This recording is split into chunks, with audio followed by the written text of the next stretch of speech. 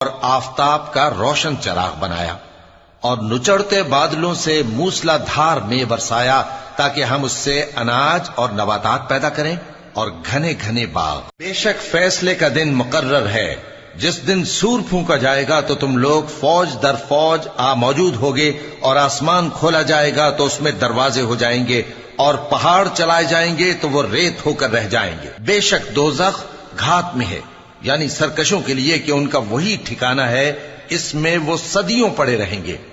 वहां न ठंडक का मजा चखेंगे न कुछ पीना नसीब होगा मगर खौलता पानी और बदबूदार पीप। ये बदला है उनके अमाल के मुआफिक। ये लोग हिसाब आखिरत की उम्मीद ही नहीं रखते थे और हमारी आयतों को मुसलसल झुटलाते रहते थे, और हमने हर चीज को लिख कर महफूज कर रखा है। सो अब मजा चखो, हम तुम पर अजाब ही बढ़ाते